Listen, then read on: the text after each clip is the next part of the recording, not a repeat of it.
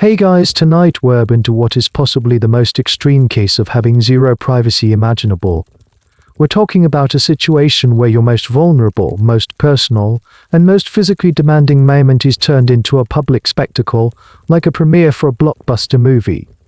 Frankly, if you or I were dropped into this world with its baffling rules and suffocating etiquette, we'd probably get exiled for just breathing too loudly in the wrong hallway.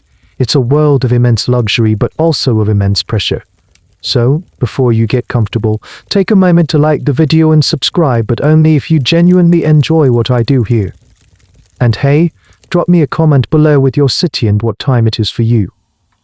I love seeing where you're all listening from as the world turns. Now dim the lights, maybe turn on a fan for that soft background hum, and let's ease into tonight's journey together. The first thing you notice isn't the gold, though there is an ocean of it. It's the sound. The crunch of gravel under the carriage wheels, a sound that seems too coarse to real for this dreamscape you're entering. For weeks you've been traveling, leaving your home, your language, your entire identity behind. You are 14 years old, and now, as the carriage rolls to a stop before the Palace of Versailles, the world outside your window seems to have been dipped in molten sunlight and frozen in place. You step out. The air is different here. It's heavy with the scent of damp earth from the manicured gardens, 100 varieties of flowers, and something else, a faint, almost cloying mix of perfume and beeswax. You are an Archduchess of Austria, but that title feels like a costume you're about to shed. Here, you are the Dauphin-to-be of France. A political asset, a walking, talking peace treaty between two rival empires. Your journey to this point was a bizarre ritual in itself. At a specially constructed lodge on a neutral island in the Rhine River, you underwent a ceremony known as the remise. It was a formal handover. On one side of the building you were Austrian.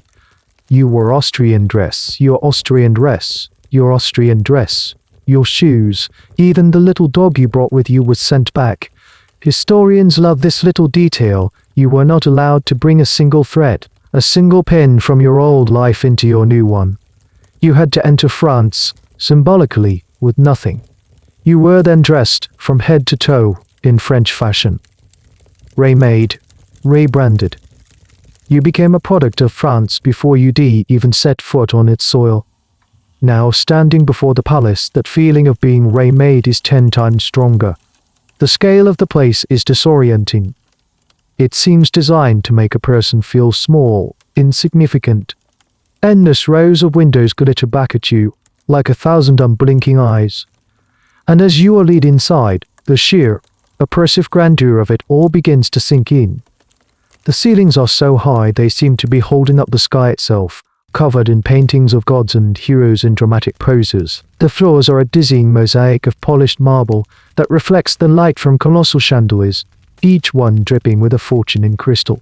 You are guided through a labyrinth of gilded corridors and salons. And everywhere there are people. They don't stare, not directly. That would be unspeakably rude. Instead, they watch you from the corners of their eyes.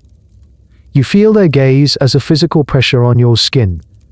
They are the courtiers of Versailles, a tribe with its own complex language of bows, curtsies, and whispered remarks. The rustle of their silk gowns and the soft click of their heeled shoes on the marble is the palace's constant, whispering soundtrack. You are introduced to the royal family. The aging King Louis XV, his eyes weary but sharp. His daughters, your new aunts-in-law, who appraise you with an air of polite but severe judgment. And then your future husband, the Dauphin, Louis Auguste. Just a year older than you.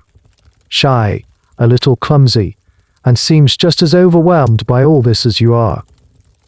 He mutters a few rehearsed words of welcome, his eyes darting anywhere but at you. Later that evening, you stand on a small balcony, looking out over the geometric perfection of the gardens as twilight softens their edges. The palace behind you hums with a life that feels alien. You are in a cage. It's the most beautiful, most expensive, most admired cage in the entire world, but a cage nonetheless. And the price of living in it is that you are never, ever truly alone. Every action is observed, every word is overheard, every choice is judged. the young Antonia must have been feeling. Was it the thrill of this fairy tale world, a deep, terrifying loneliness, or the numb obedience of a girl trained since birth for this very role? Perhaps it was all three at once. But you know deep down that none of this, the gold, the gardens, the polite bows, is the real point. You have a job to do. One single, all-important job that the entire kingdom is now waiting for you to perform. That one job, that single, all-important purpose, is a biological imperative dressed up in the language of destiny. You must produce an heir. Not just any heir, of course. You must produce a son, a Dauphin, to one day become king. This is France, and the ancient Sully Sea Law, a dusty old rulebook from the Dark Ages that somehow still dictates everything, forbids a woman from inheriting the throne. A daughter would be a political pawn, a bargaining chip to be married off. A son would be the future of the Bourbon dynasty. Your entire value, every ounce of political capital you possess, is tied to your ability to fulfill this one specific biological function. The wedding is a dizzying, week-long blur of ceremony and feasting, but the part that truly hammers home your new reality is the wedding night. It's not a private, tender moment between two newlyweds. It is, like everything else here, a public performance. It's called the Cauca, the official wedding ceremony. After a day of relentless pageantry, you and your new husband, Louis Auguste, are escorted to your lavish bedchamber by a procession of the highest-ranking people in the kingdom, including the king himself. You are formally undressed by your ladies-in-waiting, while Louis is attended to by his gentlemen. The air is thick with perfumes, the rustle of silk, and a kind of tense, expectant silence. The archbishop blesses the bed. The king offers your husband some fatherly, unlikely, very awkward advice.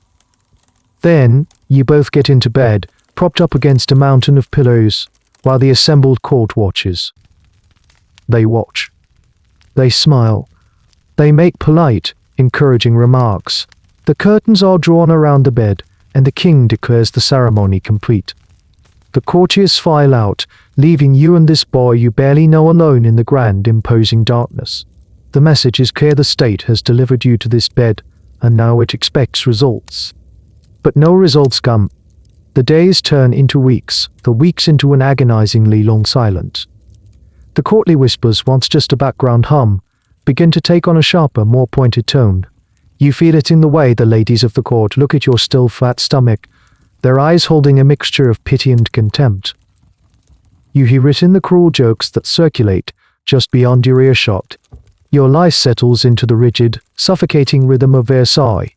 Your mornings begin with the lever, another public ritual where a parade of nobles, ranked by status, have the right to come into your bedchamber and watch you wake up, pray, and get dressed. It's a bizarre honor system.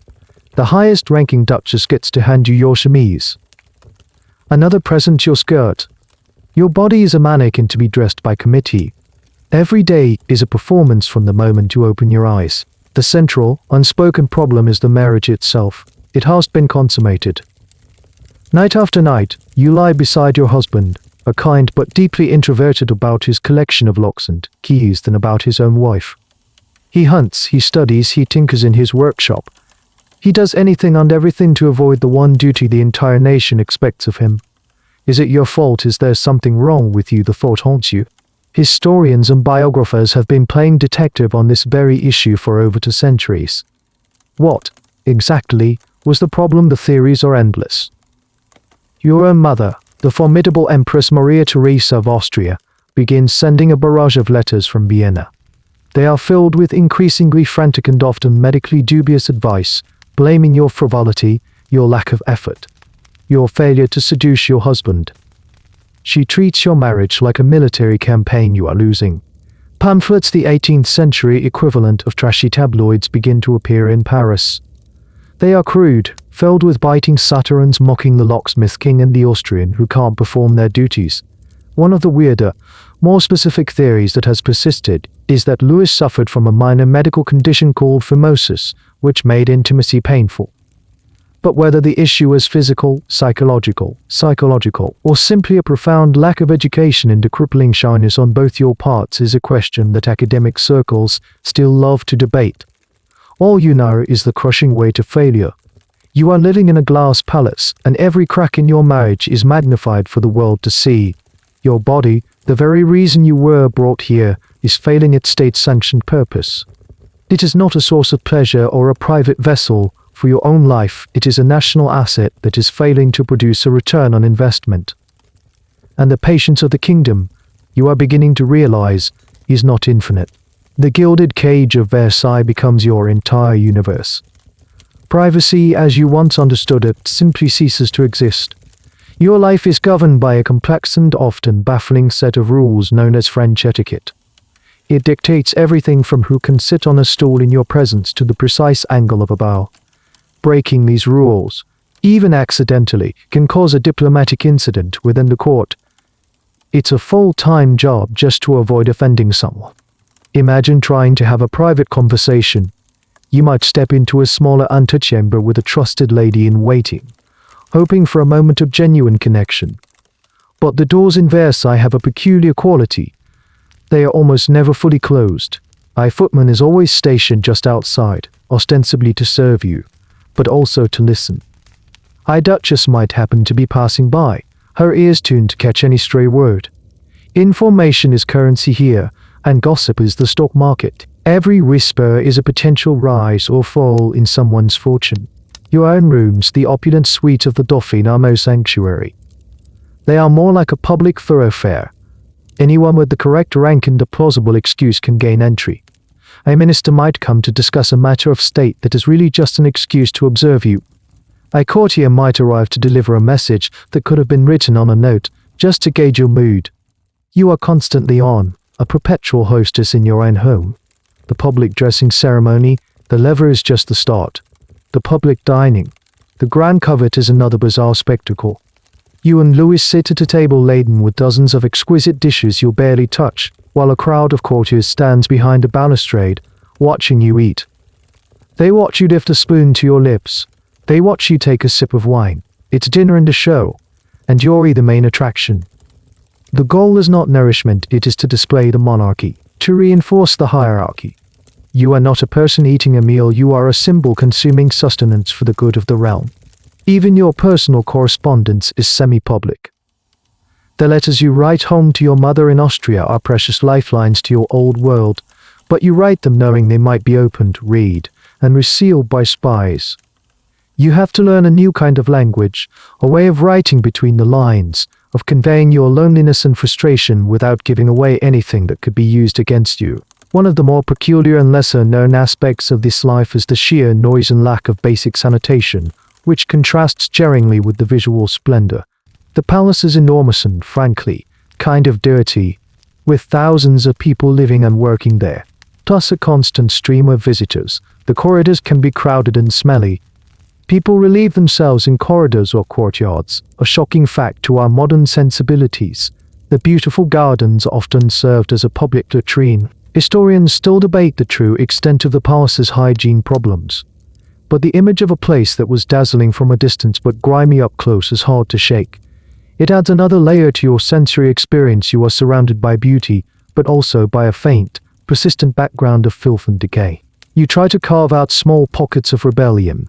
You develop a passion for fashion, commissioning extravagant new gowns and towering hairstyles from your dressmaker, Rose Bertin. These aren't just clothes, they are statements. They are a way for you to exert control over the one thing you can, your own image.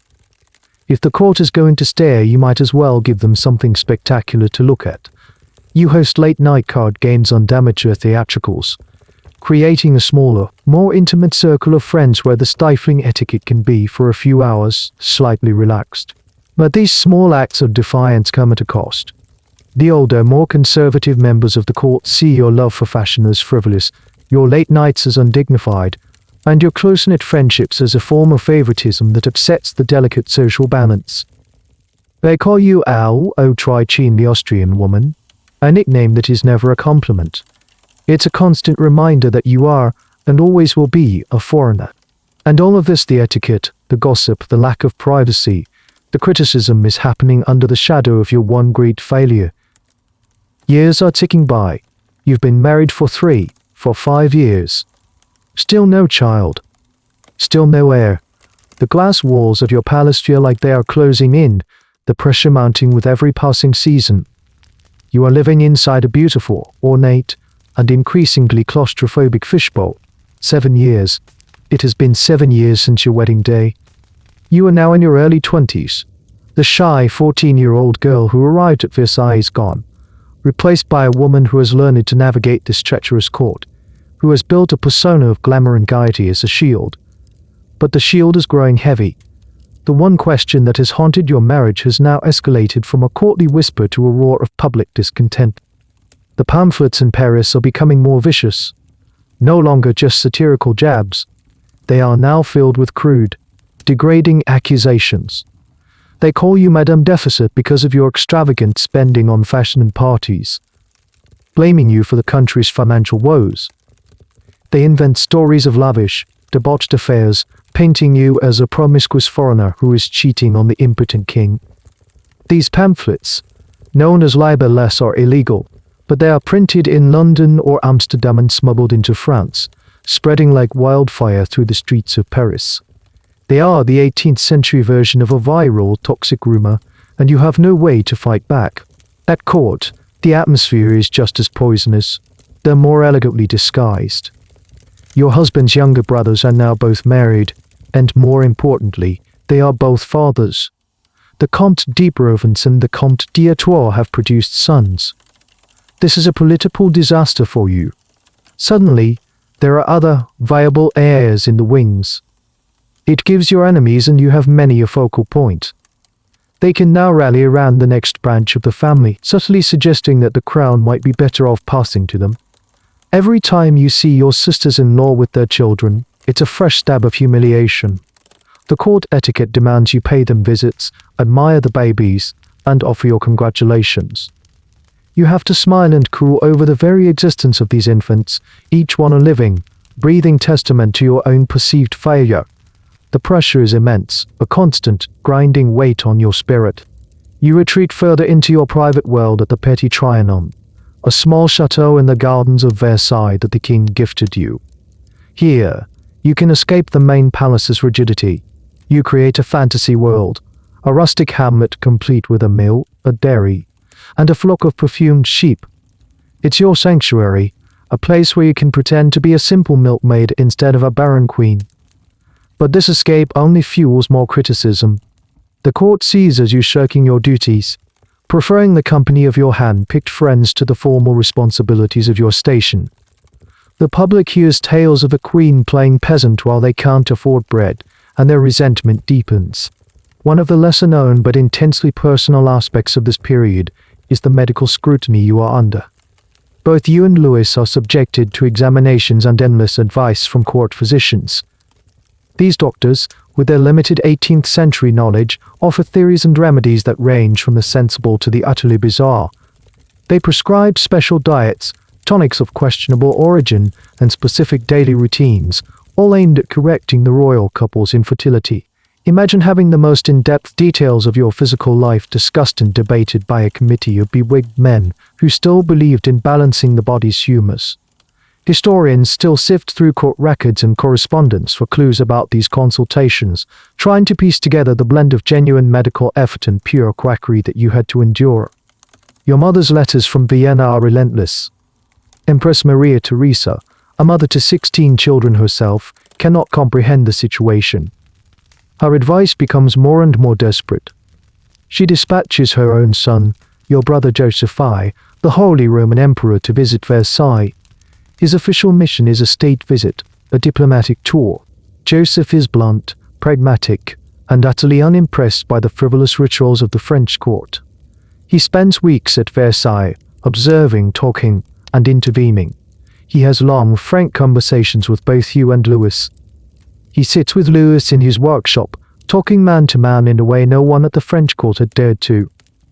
He strolls with you in the gardens, urging you to be more wifely, to be less of a social butterfly and more of a partner to your husband. The exact content of these conversations remains a subject of some historical debate, but the outcome is undeniable.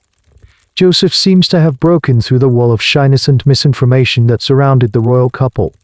He acted as a marriage counselor, a sex therapist, and a political strategist all rolled into one. Shortly after his visit, something changes. The 7-year winter that has frozen your marriage finally begins to thaw. The atmosphere between you and Louis warms, becomes more affectionate, more intimate, and then finally, the whispers change. They are no longer about your failure, but about a new, fragile, and almost unbelievable hope. The news spreads through the court not like wildfire, but more like the slow, cautious dawn after a long night. At first, it's just a subtle shift in your routine. You cancel a planned trip. You forgo your morning horse rides. Your ladies-in-waiting notice a new gentleness in the way you move, a private, inward-looking smile that wasn't there before. The professional gossips of Versailles, whose senses are as sharp as a predator's, pick up on these tiny anomalies instantly. Then, the official announcement is made. You are pregnant. The entire atmosphere of Versailles transforms overnight. The 7 years of snide remarks, of pitying looks and political maneuvering, evaporate. You are no longer the Austrian, the barren foreigner. You are the vessel of France's future. The courtiers who once whispered behind your back now bow lower, their faces red in smiles of congratulation that are, for the moment at least, mostly sincere. The security of the dynasty, which had felt so precarious, now seems assured. The joy is palpable, and it radiates out from the palace to the streets of Paris. For the common people, who have been fed a steady diet of ugly rumors about you, this news is a source of national pride and celebration. A royal heir means stability. It means a direct line of succession, avoiding the potential chaos of a contested throne. Bonfires are lit. Church bells ring out across the country. For the first time in a long time, you are not a symbol of division but one of unity and hope. Your husband Louis is a changed man. The quiet, awkward locksmith is visibly overjoyed. He fusses over you, showing a tender, protective side that you have rarely seen. The weight of dynastic failure is lifted from his shoulders as much as from yours. This pregnancy is a shared victory, a personal and political triumph that finally solidifies your partnership. But as the initial euphoria settles, a new, more ominous reality begins to creep in. Your pregnancy is not your own. It belongs to the state. Your body is now, more than ever, public property. Your diet is scrutinized by court physicians. Your daily activities are managed by a committee of advisors. Every aspect of your well-being is a matter of national importance and, therefore, public discussion. And then you are introduced to the tradition, a tradition so old, so ingrained in the fabric of the French monarchy, that it is considered as sacred as the coronation itself. It is the custom of accouchement, public childbirth. You learn that the Queen of France does not give birth in private. She does not have a quiet, sanitized room with only her husband and a midwife. No, she must give birth in front of an audience of courtiers, ministers, royal family members, and even servants. Anyone with sufficient rank or a legitimate reason to be there has the right to witness the birth of the heir to the throne. The rationale, as it is explained to you, is one of political necessity. It is to ensure the legitimacy of the child. In an age before DNA tests, the only way to be absolutely certain that the baby presented as the heir is the one that actually came from the Queen's body is for a crowd of official witnesses to see it happen. It prevents any possibility of a warming pan baby is secretly stillborn or female infant being swapped out for a healthy living boy smuggled into the birthing chamber in a bed warming pan. The idea seems preposterous, a plot from a cheap novel, but it was a genuine fear that haunted European monarchies for centuries. The line of succession had to be unimpeachable. The birth had to be a verified public fact. One of the more bizarre cold comfort details you learn is that this wasn't just a French quirk, though the French took it to an extreme. Other European courts had variations of witnessed births, but nowhere was it such a chaotic, public free-for-all as it was at Versailles. Historians still debate whether this tradition was more about legal verification or about legal verification, or about legal verification, or about the symbolic reinforcement of the monarch's body belonging to the state. Was it a practical security measure? Or was it the ultimate expression of absolutist power, where even the most private biological act was subsumed by the political theater of the court? As your belly grows, so does your dread. The joy of feeling your child move inside you is tainted by the knowledge of the ordeal to come. You are about to face the most physically demanding and vulnerable moment of your life, and you will have to do it on a public stage. The glass palace you live in is about to shrink to the size of a single room, and its transparent walls will be lined with the faces of everyone you know. The hope that filled the kingdom has now, for you, curdled into a very personal, very specific kind of terror.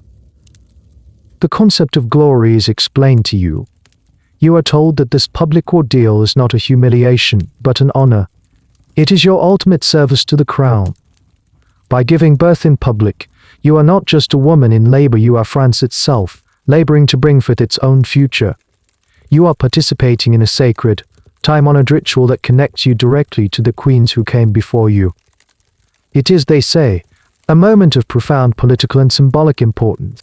You sit in your lavishly appointed rooms, the silks and velvets suddenly feeling like a costume for a part you never wanted to play. Senior court ladies, women who have witnessed these events before, come to brief you on the protocol. They speak in hushed, reverent tones about the birth of Louis' own father, and his father before him. They describe the ceremony as if it were a coronation, focusing on the pomp and significance, carefully glossing over the raw physical reality of it. They explain the hierarchy of the viewing gallery. The princes and princesses of the blood, your direct relatives by marriage, will have the closest positions. Behind them, the great ministers of state, finance, war, the navy. They must be there to witness the arrival of their future commander-in-chief. Then, the ambassadors from foreign powers who will report back to their own kings and queens that the Bourbon succession is secure. Behind them, a carefully arranged sea of dukes, duchesses, counts, and barons. Even high-ranking members of the household staff, your ladies-in-waiting and the king's gentlemen, have a right to be present. It is a state occasion as formal and regulated as a court ball, but the centerpiece is your body in the throes of labor. You try to argue. You appeal to your husband, Louis. He is sympathetic.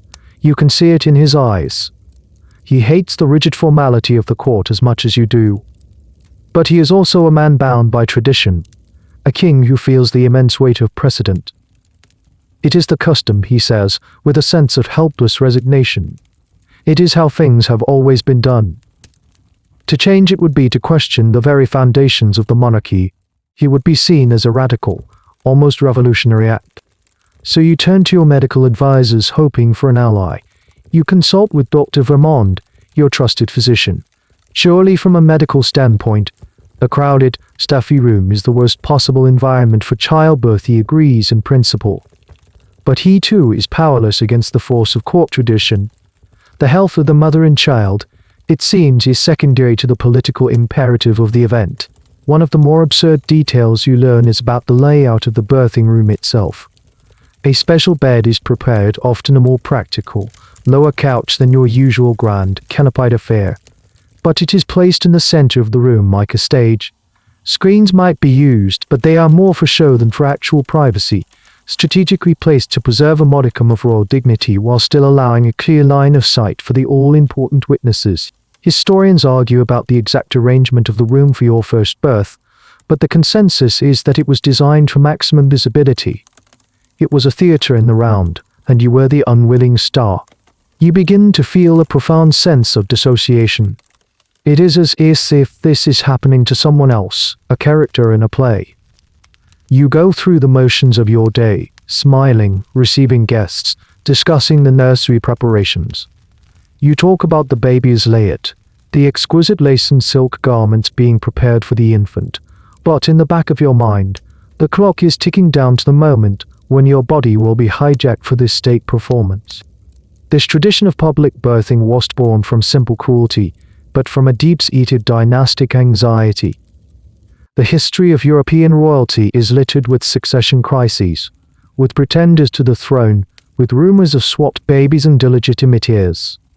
The Valois dynasty, which preceded the Bourbons, had died out in part due to a failure to produce male heirs, plunging France into decades of religious wars. The memory of that chaos was burned into the political consciousness of the nation. The accouchement public was the monarchy's extreme. almost paranoid, solution to prevent any doubt, any whisper of illegitimacy from ever taking root. It was a brutal, invasive, but in their minds, necessary piece of political theatre. As the final weeks of your pregnancy arrive, you feel less like a queen and more like a prize animal being prepared for show. You are celebrated, cherished, and protected, but you are also keenly aware that your personal autonomy has completely vanished. The glory they speak of feels like a cage. The honor they describe feels like a sentence. You are trapped by your own biology, a prisoner of the very bloodline you are meant to perpetuate. The entire Palace of Versailles now operates on a single, ticking clock: your bodies. Every twinge, every sign of fatigue, is noted and reported up the chain of command. The mood is a bizarre cocktail of festive anticipation and high-stakes tension. It's like the entire court is holding its breath. This period is, in its own way, a masterclass in 18th century project management, with you as the project. Teams are assembled, the medical staff, led by Dr. Vermond, finalizes their plans, their bags of mysterious instruments and potions at the ready. The household staff prepares the Queen's bedchamber, turning it from a private apartment into a public arena. Extra seating is discreetly planned, though seating is a generous term for most. It will be standing room only. The political machinery of the court is also in full swing. Ministers postpone unessential travel. Ambassadors double-check the instructions from their home governments on how to officially word their congratulations. The princes of the blood, your ambitious brothers-in-law, hover with a mixture of familial support and undisguised political calculation. The gender of your child will directly impact their own status and future prospects. The nursery is ready, a marvel of royal luxury. The cradle alone is a work of art, draped in lace and embroidered with fleur-de-lis. But this room, meant for the quiet intimacy of a mother and her newborn, feels like a distant fantasy. The first room your child will truly inhabit is the crowded, noisy stage of your bedchamber.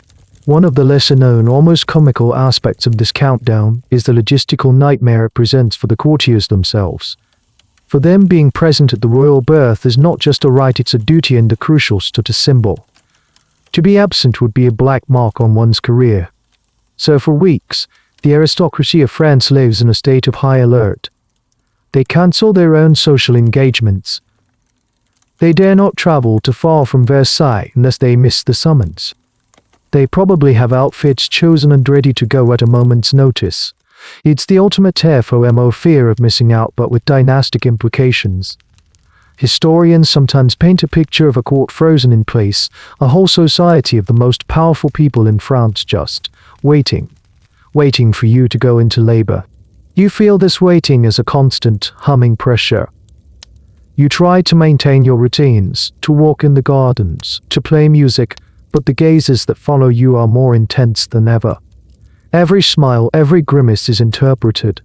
Does she look tired? Is she in pain? Is it starting? The king is a rock of nervous support. Louis, so often indecisive in matters of state, is resolute in his personal concern for you. He rarely leaves your side. He reads to you, plays cards with you, and tries in his quiet way to shield you from the relentless scrutiny. But he is as much a part of this machine as you are. He knows that when the moment comes, he too will have a role to play, not just as a husband, but as the presiding monarch of this bizarre ceremony. A system of communication is established to alert the key players when labor begins. It's not as simple as sending a text message. A series of verbal relays, from your head chambermaid to a waiting page, to a guard, to the king's apartment, to the minister's offices, is all mapped out.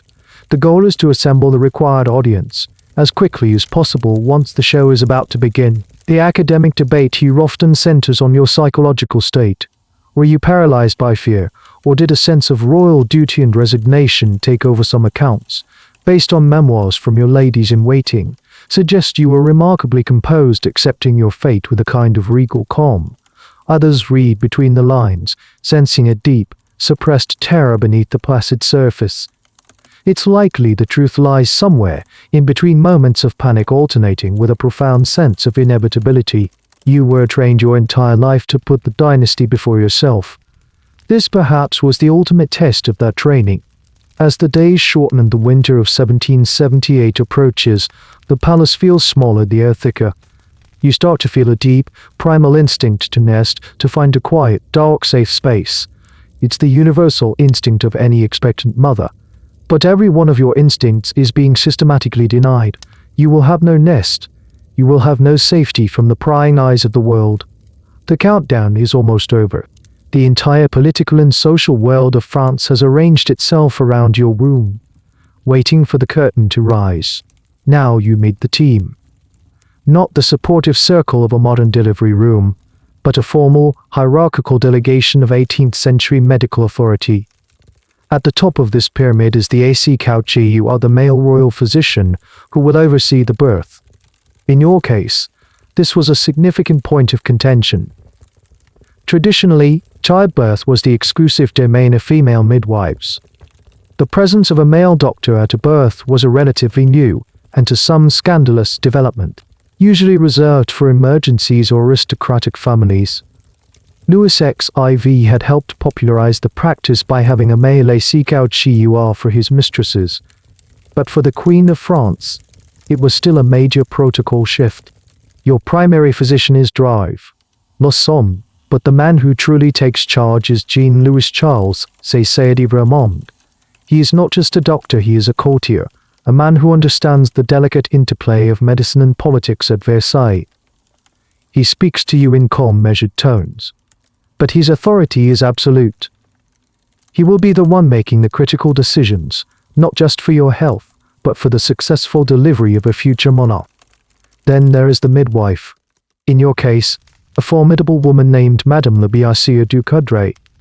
She was no ordinary midwife, she was a pioneer in obstetrics, famous throughout France for inventing a life-sized anatomical model of the female pulse and the fetus, a kind of early birthing simulator, which she used to train thousands of rural midwives.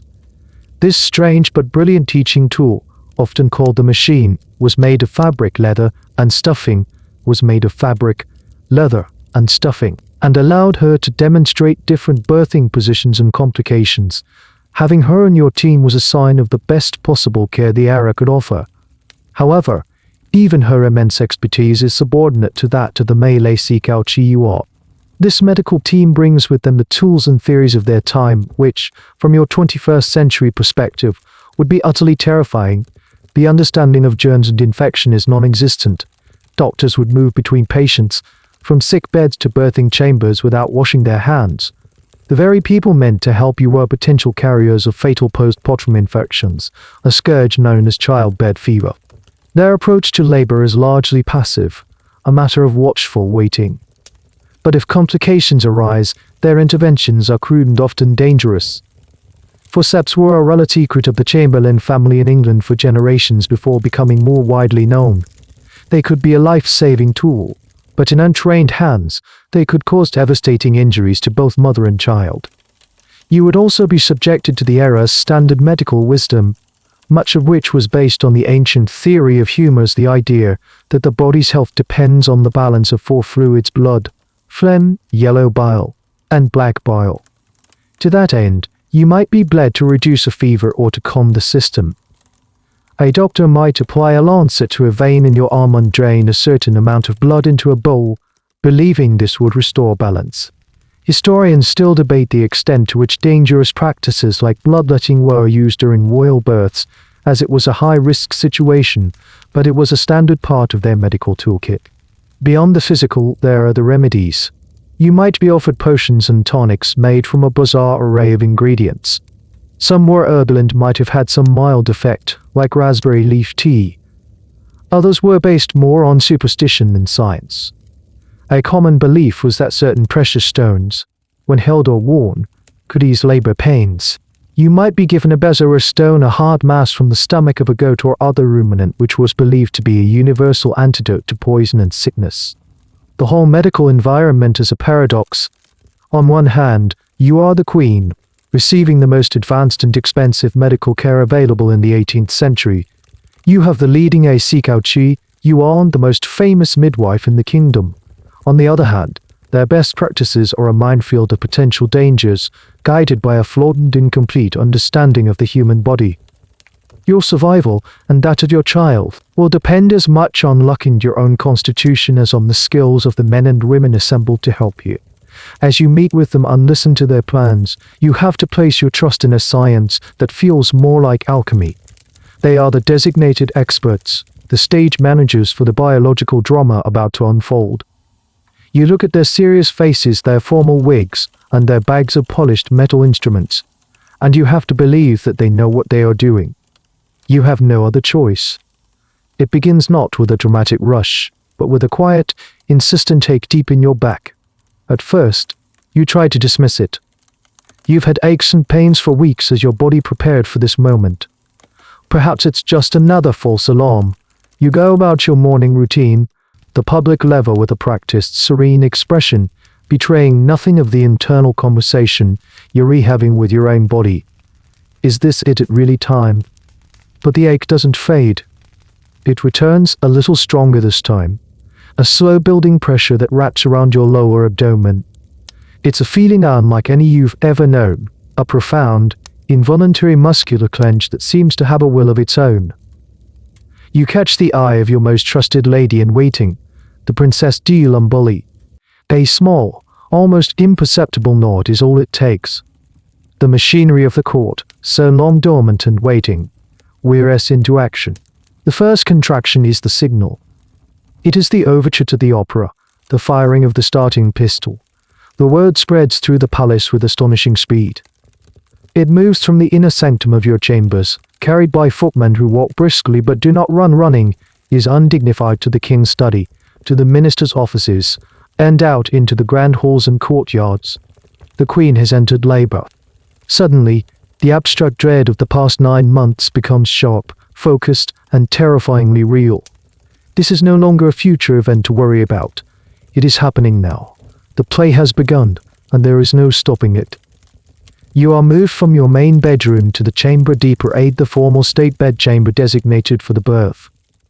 It's a grand room, but it feels cold and impersonal.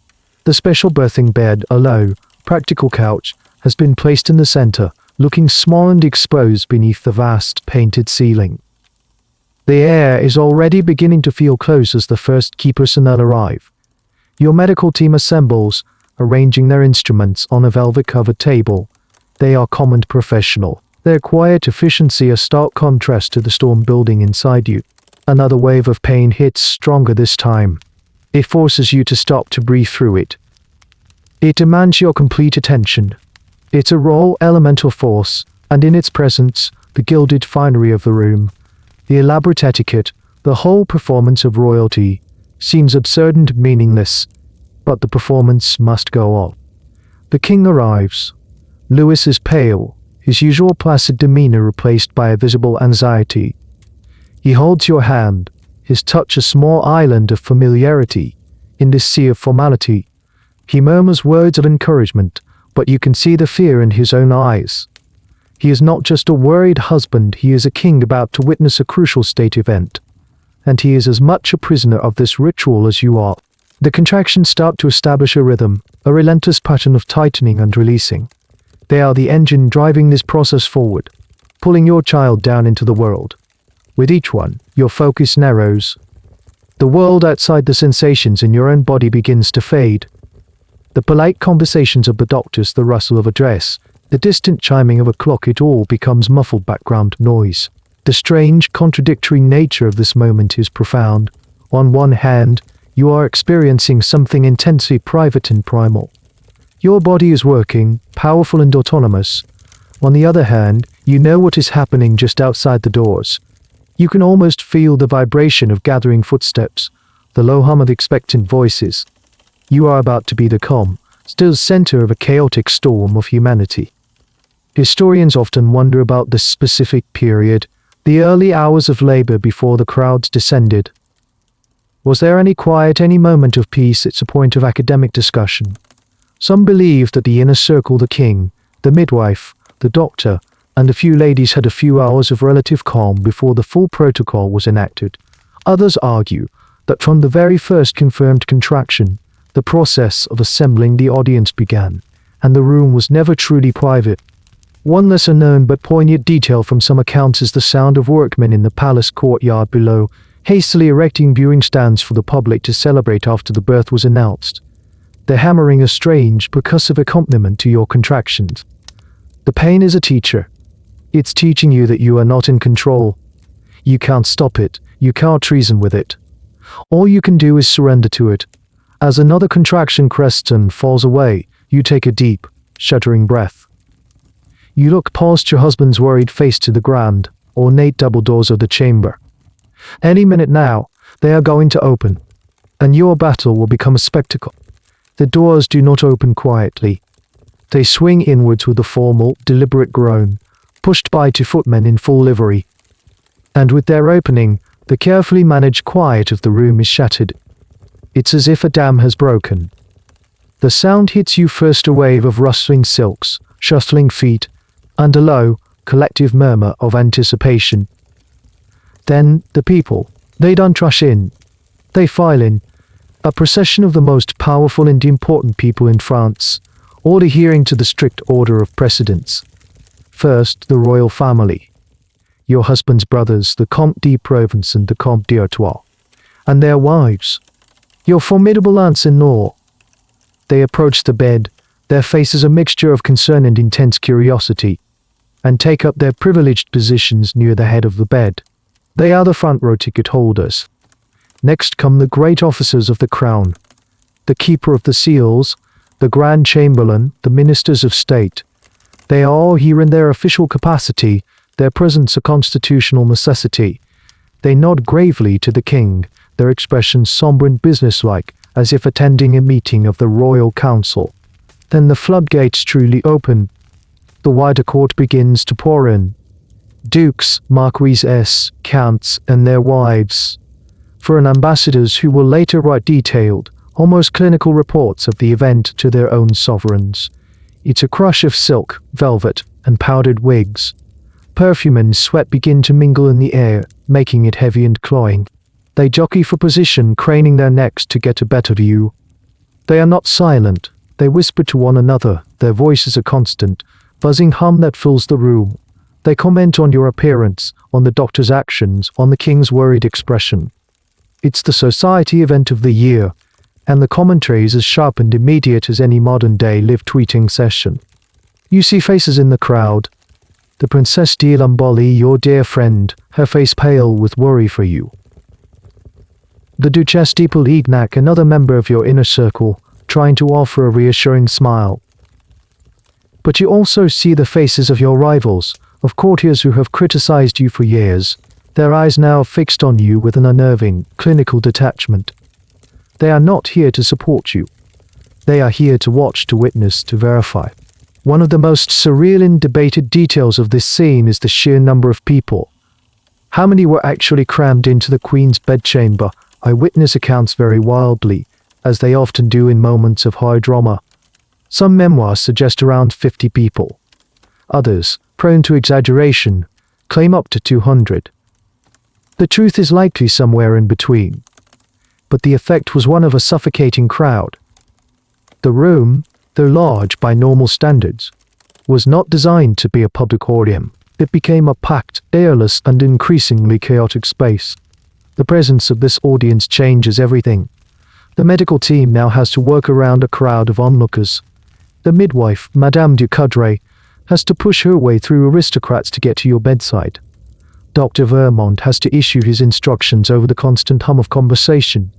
Your ability to communicate your needs, to have a moment of private consultation with your caregivers is gone. Every groan, every cry of pain is public. This wasn't just a French phenomenon, though they perfected the chaos.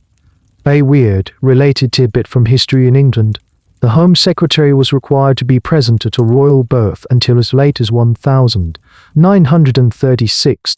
The custom was only abolished by King George VI before the birth of Queen Elizabeth II. It was a more restrained affair, just one official witness, but the core principle was the same: the state needed a representative to watch you give birth. As another contraction seizes you, you instinctively cry out. The sound is immediately absorbed by the crowd. A ripple of murmurs goes through them. Did you hear that? It must be soon. You feel a flush of shame, of profound violation. Your pain is not your own. It is entertainment. It is data for the observers. You try to focus inward, to find a small, quiet place in your mind to retreat to, but it's impossible. The room is a sensory overload.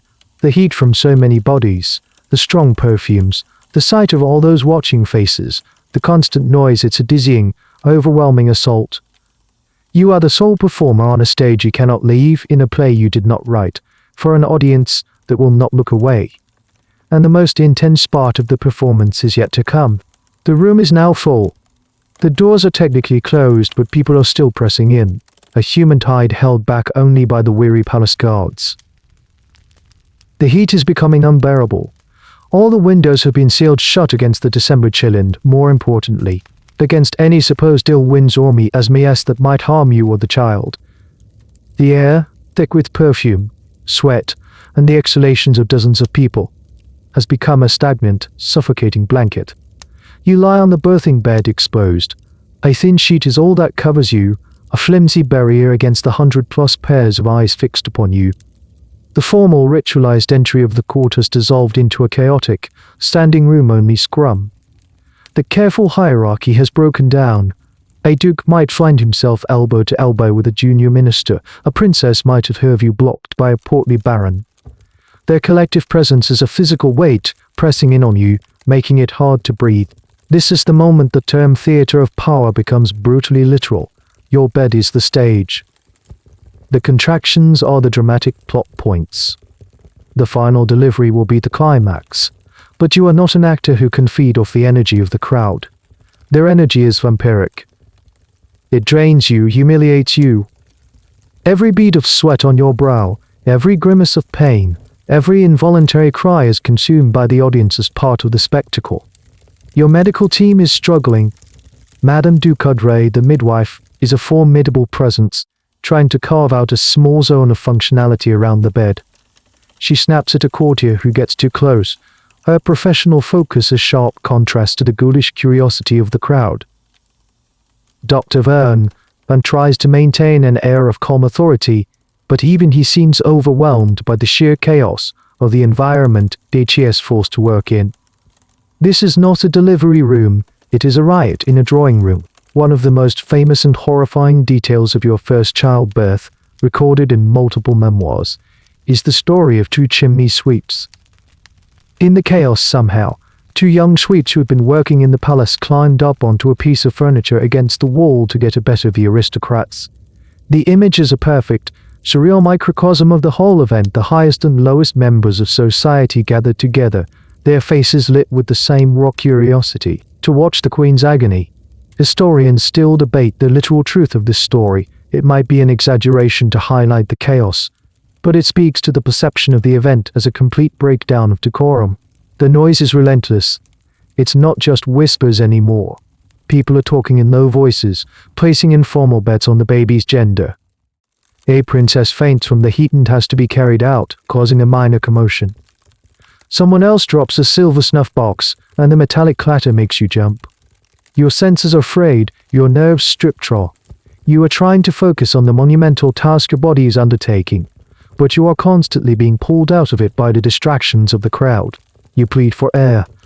You can't breathe. The king, seeing your distress, finally breaks protocol. He moves to the nearest window and struggles with the latch. It's been sealed shut for the winter. He can't get it open. In a rare display of physical force, he smashes his fist through the glass pane, letting a blast of cold, fresh winter air into the stifling room. The sound of shattering glass momentarily silences the crowd. It is an act of desperation, a husband's attempt to help his wife in a situation that has spiraled out of control. This moment, the smashing of the window, is a key point in almost every historical account of your first birth. It's a powerful symbol of the tension between suffocating tradition and basic human need. The cold air revives you for a moment, clearing your head. But the relief is temporary. The audience is still there. The eyes are still watching. The pressure is still on. You have been in labor for hours. Your strength is waning, and you feel a terrifying sense of losing control, not just of the room, but of your own body. You are a queen, one of a handful of the most powerful women in the world, yet in this moment, you are utterly, completely powerless. You are trapped in a nightmare from which there is no escape but to push through it, to deliver the child this ravenous crowd has come to see. It's the eyes, more than the heat, more than the noise, it's the eyes that are breaking you. They are everywhere. 100 pairs of them, 150, you can't tell. They form a living wall around you, and they are all focused on the epicenter of your pain. You are no longer a queen, a wife, or even a woman. You are a specimen, a biological event under public observation. The flimsy sheet they've draped over you is a farce, a lie of modesty in a room where none exists. It does nothing to stop the feeling of their gaze passing right through it. You feel scrutinized the looks. There is the clinical, detached gaze of the ministers and ambassadors. They are not looking at you, they are looking at you, they are looking at a political fact in the making. Their expression is one of intense concentration, the same they would wear while studying a treaty or a map. They are memorizing details to ensure their testimony, if ever called upon, will be flawless. Then there is the gaze of raw, undisguised curiosity. This comes from the lower-ranking courtiers, the ones in the back, standing on their toes. For them, this is a story they will tell for the rest of their lives. The time they saw the Queen of France give birth. Their eyes are wide, hungry for every detail, every grimace, every grimace, every grimace, every sound. You are the star of the most shocking and exclusive drama in the world, and they have a front row seat. And perhaps worst of all, there is the pitying gaze from the few friends you have in the room. You see it on the face of the Princess de Lombardy. It's a look of profound empathy and utter helplessness. She is suffering with you, but her sympathy is just another form of watching, another confirmation of your total vulnerability.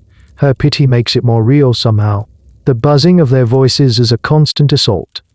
You try to block it out, to focus on the rhythm of your own breathing, on the instructions from the midwife, but you can't. Snippets of conversation break through the fog of your pain. She seems to be tiring. The king smashed the window, can you imagine? I wager it's a Duke of Normandy, a title for the firstborn son. How much longer do you think? Your labor, your struggle, is their subject of casual commentary.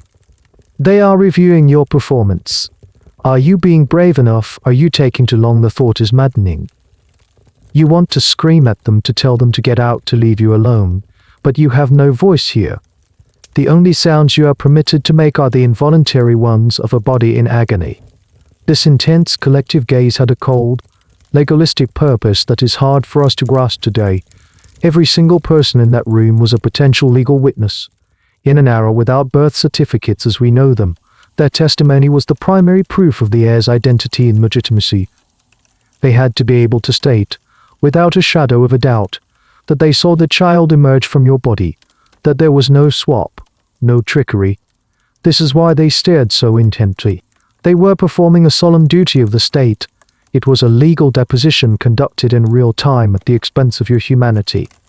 Historians, sifting through the dry official accounts and the more colorful personal memoirs of those present, still argue about the true emotional temperature of that room. Were the courtiers as clinical as their duty demanded, or was there a human response to your suffering? Some accounts hint that certain ladies had to be led from the room, overcome by the scene. Others describe a more calloused, almost bored atmosphere of people simply enduring a long, uncomfortable, but necessary ceremony. It's a bizarre thought, a courtier, crammed in the back, feeling less like a witness to history and more like someone just wanting to sit down and have a glass of water after standing for 5 hours. You feel your sanity beginning to fray. The combination of excruciating physical pain and this profound psychological violation is more exhausting than you could ever have imagined. The room is swimming. The faces seem to blur into a single, monstrous entity with 100 eyes. The buzzing of their voices merges into a single, low roar, like a swarm of insects. It's inside your head, drowning out your thoughts, drowning out the world. You are losing the fight, not just against the pain, but against the sheer, crushing weight of being watched. In the midst of this suffocating chaos, there is your husband, the King of France. Louis Auguste is there, right beside you, a constant but strangely ineffectual presence. He holds your hand, his own knuckles white. He wipes your brow with a cloth. He murmurs what he probably intends as soothing words, though you can barely hear them over the din of the crowd and the roaring in your own ears. He is the most powerful man in the kingdom, the absolute monarch around whom this entire universe revolves. In any other context, a single word from him could silence the room, a wave of his hand could empty it. But not here. Here, he is as much a slave to the ritual as you are. This tradition is older and in some ways more powerful than he is.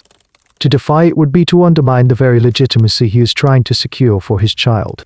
So he stands there, trapped in his role. He is not just your husband, a man watching his wife in agony. He is the king officiating one of the most important ceremonies of his reign.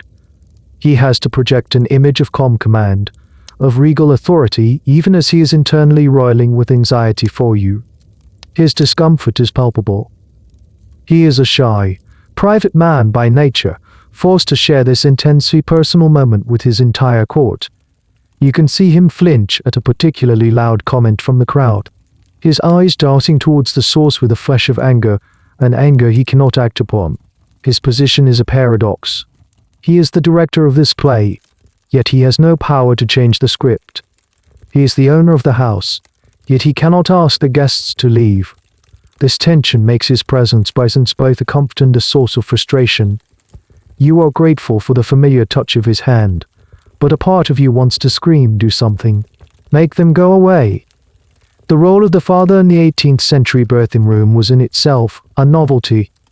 For centuries, childbirth was an exclusively female space, the domain of the mother, her female relatives, and the midwife. A husband's presence, especially an aristocratic one, was rare and often considered improper. The fact that Louis is here at all is a sign of a changing sensibility, of a new emphasis on the companionate marriage within the upper classes. However, this modern intimacy is completely negated by the presence of 200 other people. Historians and biographers have painted many portraits of Louis XVI. He is often depicted as weak, indecisive, a well-meaning but ultimately failed king. But in this scene, we see a different side of him, the loyal, if helpless, husband. His act of smashing the window pane is often cited as a moment where the man briefly triumphed over the monarch. It was an impulsive, emotional act, a violation of the staid decorum of the court, driven by a simple, human desire to ease your suffering, in its own small way a rebellion. One of the more obscure and debated points is what, if any, specific role the king was expected to play beyond simply being present. Was he supposed to participate in some way? Some historical accounts of other royal births mention the father offering a specific prayer or performing a small, symbolic gesture. For your birth, however, the records suggest his role was primarily that of the chief witness. He was there to see, to verify, and to be seen. His presence confirmed his acknowledgement of the child as his own, a crucial element in the chain of legitimacy. You look at his face, strained with worry, and you feel a strange mix of emotions. You feel a surge of affection for this man, your partner in this surreal ordeal. You feel a pang of pity for him, for his powerlessness. And you also feel a flicker of resentment. He is a man. He will never have to endure this, the physical agony or the public violation. He is a spectator to a torment that is happening in your body, to your body. He leans in close, his powdered wig brushing against your cheek. Courage, he whispers, his voice tight. It will be over soon. His words are meant to be a comfort, but they feel hollow. Soon, how soon each minute stretches into an eternity, and with every passing moment, the king at your side seems to shrink, becoming just another face in the crowd, another spectator at the bizarre, gilded, and agonizing theater of your royal duty. The sensory overload in the room has become a physical force. It's not just the psychological pressure of being watched, it's a tangible, oppressive environment that is actively working against you. Let's start with the heat. The windows are shut, save for the one jagged hole Louis made. The room is packed with living, breathing bodies, each one radiating heat. Add to that the candlelight from dozens, perhaps hundreds, of beeswax candles in chandeliers and candelabras, necessary to illuminate the scene for the witnesses. The result is a stifling, sauna-like atmosphere. You are slick with sweat. It stings your eyes and plasters your thin nightgown to your skin. The air itself feels thick, heavy, and used up. Every breath is a chore, a shallow gulp of warm, stale air that offers little relief. The midwife, Madame du Coudray, tries to fan you with a piece of cardboard, a futile gesture against the overwhelming heat. This oppressive temperature is not just uncomfortable, it's dangerous. It's dehydrating you, sapping your already dwindling strength at the most critical time. Then there's the smell. A nauseating perfume hangs in the air, a complex blend that tells a story of the room. First, there is the powerful scent of the courtiers themselves, a cacophony of expensive floral and musky perfumes, mixed with the smell of the scented powder in their wigs. Then underneath that, the undeniable smell of human bodies packed closely together, the smell of sweat, of unwashed silk, of too many people into smaller space for too long. Metallic scent of the medical reality of childbirth, a smell that the doctors try to mask with vinegar and herbs, but which asserts itself with primal force. And the noise. The constant low-level roar of the crowd has become the soundtrack to your pain. It's a tapestry of sound, the rustle of 1,000 yards of silk, the creak of floorboards, the soft thud of a dropped fan, the occasional cough, and the incessant, sibilant whisper of 100 conversations happening at once. It's impossible to think. It's impossible to focus. Your midwife's instructions, your husband's words of encouragement, they are all just threads in this overwhelming sonic fabric. You are in a state of total sensory bombardment. Every nerve is firing, every sense is screaming. This is the opposite of the calm, controlled environment that labor demands. It's an active, hostile assault on your ability to cope. This brutal reality stands in stark contrast to the idealized image of royal life. We imagine palaces as places of serene beauty and refined elegance, but the historical reality, especially in a moment like this, was often one of chaos, filth, and sensory chaos. One obscure but fascinating detail historians of daily life love to point out is the problem of waste disposal in a place like Versailles. With thousands of residents and no modern plumbing, dealing with human waste was a constant, and often unsuccessful battle. While your chamber would have been scrupulously cleaned for this event, the background reality of the palace was not one of pristine hygiene. This underlying grubbiness is part of the story, a reminder of the visual reality beneath the gilded surface. The academic world still debates how much this chaotic environment actually affected the medical outcomes of royal births. Did the stress, heat, and lack of hygiene contribute to the tragically high rates of postpartum infection and infant mortality? Even among the wealthy, it's almost impossible to prove a direct causal link in any single case, but modern medicine would tell us that this environment was a perfect storm for disaster. It subjected you to extreme physical and psychological stress, which can slow down or complicate labor, and exposed you and your newborn to a world of unsanitized, germ-filled threats. You feel yourself beginning to drift, to dissociate from the scene. The faces of the courtiers start to look like grotesque masks in a fever dream. The sounds blend into a meaningless hum. The heat makes your head swim. It's a survival mechanism, your mind trying to escape a body that it can no longer protect. You are losing touch, not because the environment is simply too much for any human being to endure. You are an island of agony in a sea of sensory chaos, and the tide is rising. You would think that in a moment of such raw primal agony, the elaborate rules of court etiquette would be suspended. You would be wrong. The absurdity of Versailles is such that even here, in the crucible of childbirth, the invisible architecture of protocol holds firm. It's a surreal layer of farce on top of an already nightmarish drama. Your medical team, for instance, has to navigate these rules as they work. Dr. Vermond has a high status, but he is still a commoner by birth. He must be deferential to the princes of the blood, even as he is trying to manage the most critical medical event of their lives. He can't just shove a duke out of the way, he has to politely request that his grace might allow him a little more room to work. The midwife, Madame du Coudray, a woman of immense skill but lower social standing, is in an even more precarious position, having to assert her medical authority without offending the high-ranking ladies who are crowding the bedside. You, the patient, are also expected to adhere to a certain decorum. While some involuntary cries are expected, any overt display of what might be considered done regal panic or vulgar language is out of the question. You are a queen, and you are expected to suffer, as much as possible, with royal grace. It's an impossible standard, a demand for performance even when your body is being torn apart. Then there is the etiquette of the audience. They are not just a mob, they are a court. They are arranged, as much as the crush allows, by rank. They must not speak too loudly. They must not push or shove, though they undoubtedly do.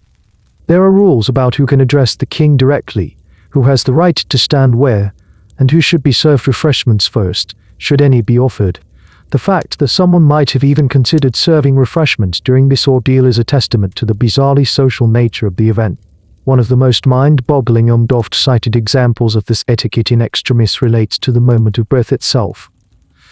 The protocol dictated that the gender of the child had to be announced, immediately and formally, by the king or a designated high official.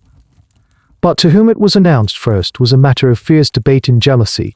Should the princes of the blood be told first, the ministers, the foreign ambassadors? It was a matter of supreme political importance. An even more specific and strange piece of protocol, which historians still find fascinating, is the concept of the right to touch. In some court ceremonies, high-ranking individuals had the symbolic right to touch the monarch or their possessions. While it's unlikely anyone was asserting a right to touch you during labor, the question of who had the right to hold the newborn first was a minefield of precedents. It would not be you, the mother. It would likely be the Geo, Youverne anti des enfants de France, the official governess of the royal children, a post of immense prestige. She would be the one to formally receive the baby from the medical staff, wrap it in the prepared receiving blankets, and present it to the king and the court. Your first moments with your child are, like everything else, scripted and mediated by protocol. You are floating in a sea of pain, and these ridiculous rules are like sharp, jagged rocks you keep bumping into.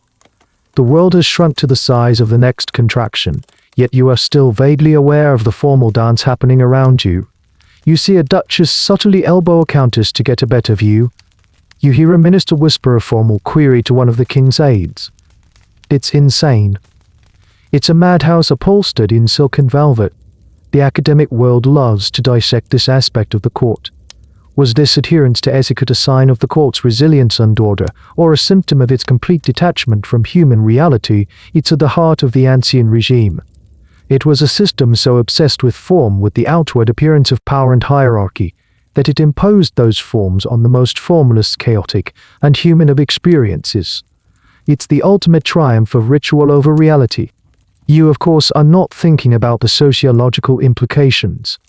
You are simply trapped inside it. As another wave of pain builds, you see the faces, you hear the whispers, you feel the suffocating heat, and you are dimly aware of the unspoken rules governing every person in the room. It all blends into a single, cohesive nightmare, a perfect storm of physical agony, public humiliation, and surreal, pointless formality. After what feels like an eternity, an endless cycle of pain, pressure, and the suffocating presence of the crowd, something shifts. There is a change in the quality of the pain, a new and overwhelming urgency. This is it.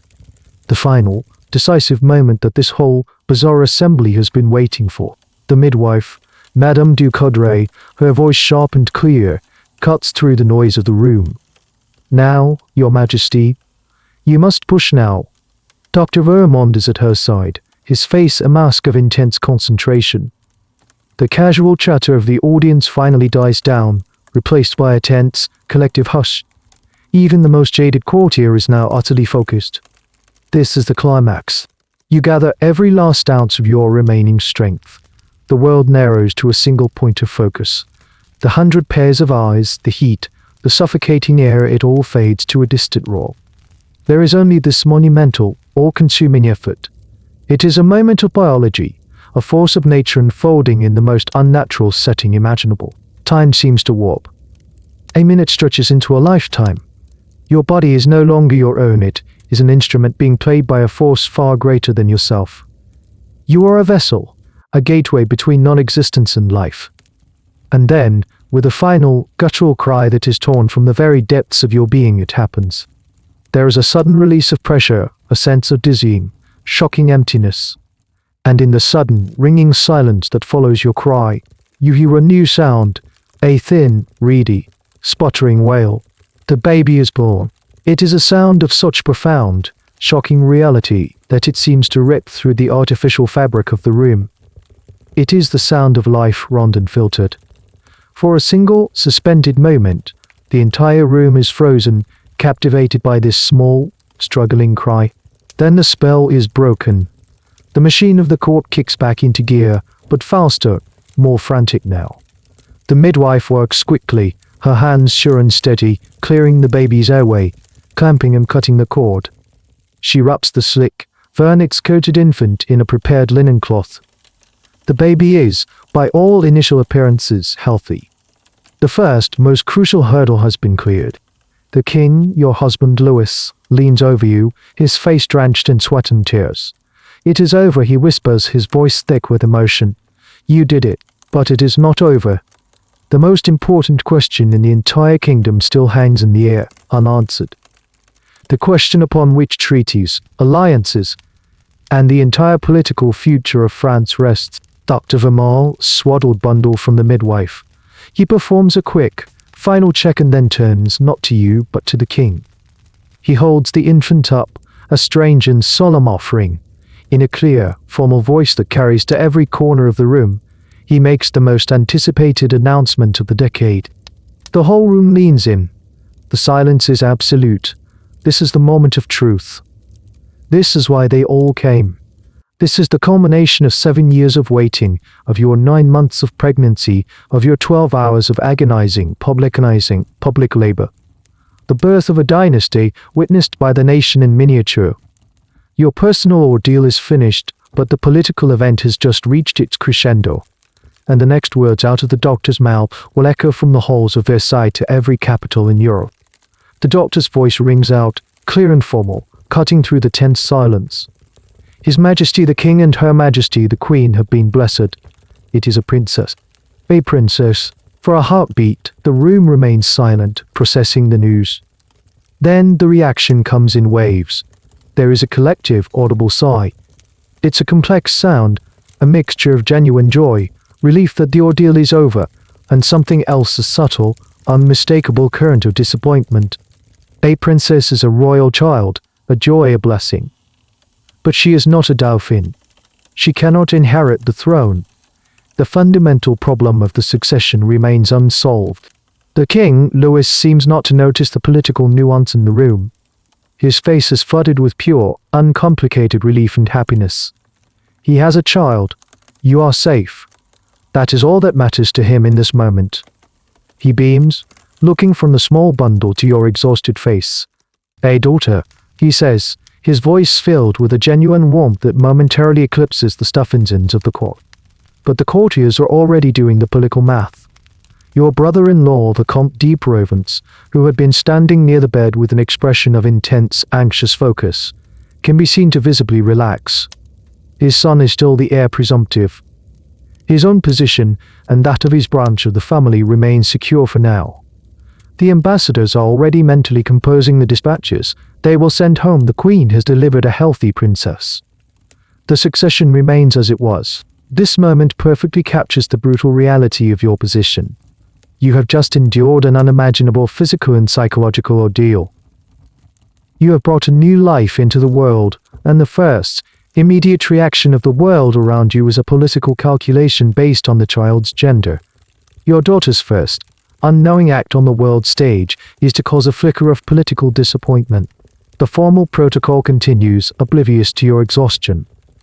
The Gouvernante des Enfants de France, the Duchesse de Duras, steps forward. The baby, now cleaned and swaddled in exquisite lace, is formally handed to her. It is she who will present the child to the key figures in the room, a strange passing around of the new royal infant. You watch from the bed, a spectator, at your own child's debut. This practice, while seeming cold to us, was another piece of the legitimacy puzzle. By having the governess, a trusted, high-ranking official, immediately take charge of the infant in full view of the court, It added another layer of security against any theoretical baby swapping plot. The chain of custody was public and unbroken.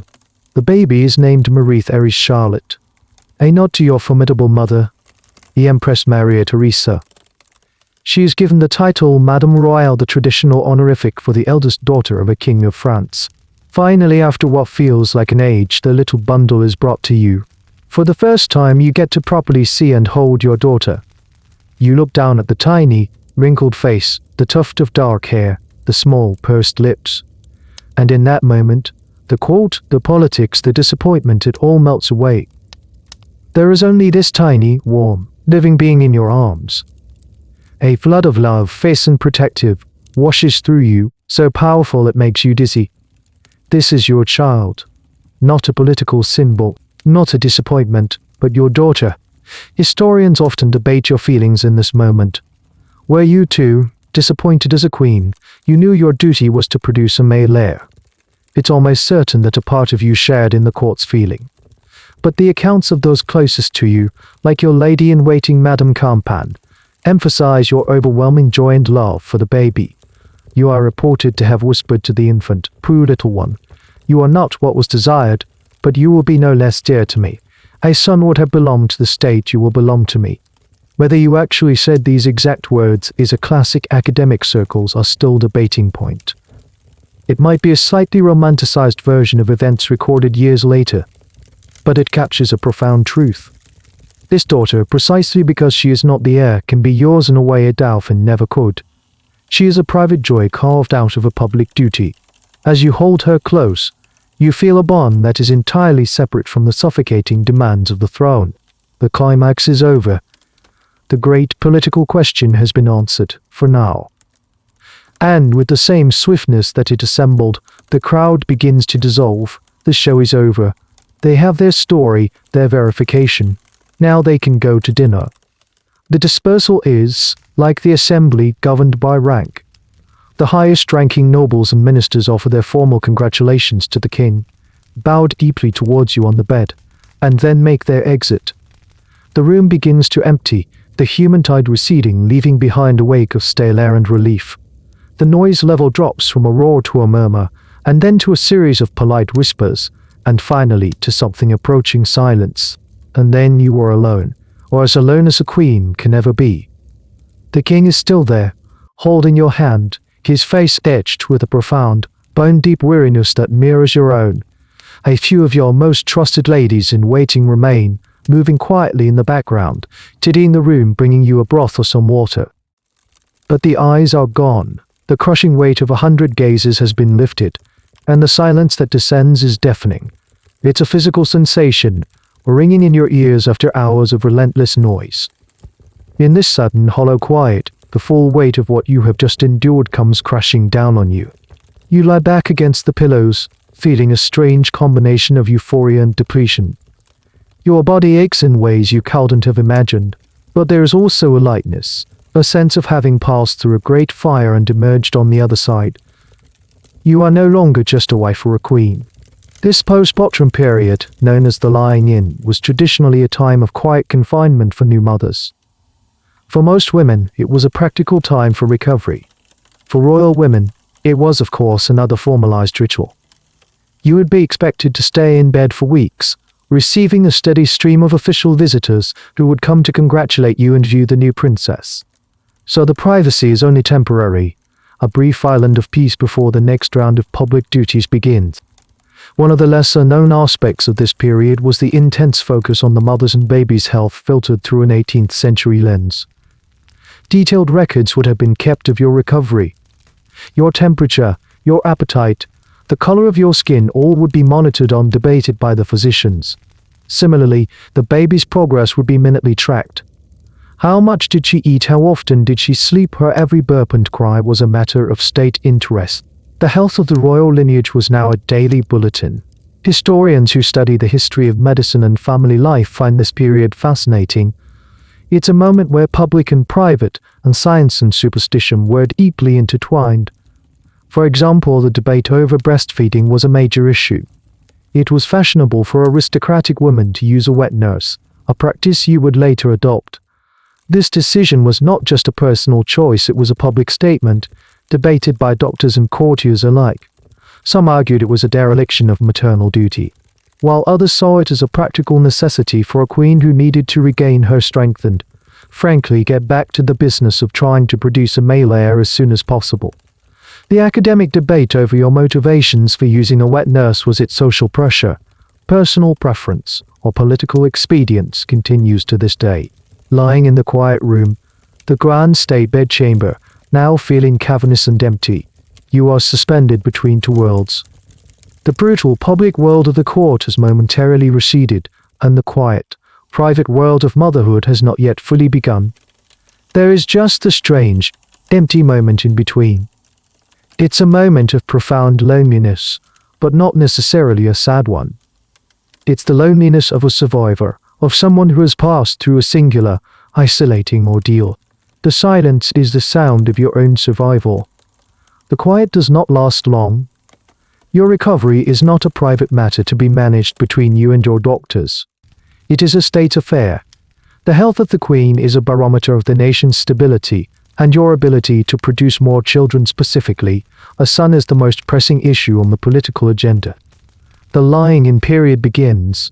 For the next few weeks, your bedchamber becomes a formal reception room once again, albeit a slightly more subdued one. The chaotic, standing room only crowded the birth is replaced by a carefully scheduled, rotating cast of visitors. The princes and princesses of the blood come daily to inquire after your health. Ministers arrive to offer their official felicitations and, not so subtly, to assess your condition for themselves. Foreign ambassadors pay their respects. Their reports home now shifting from the drama of the birth to the politics of your recovery. You hold court from your bed, propped up on a mountain of lace pillows.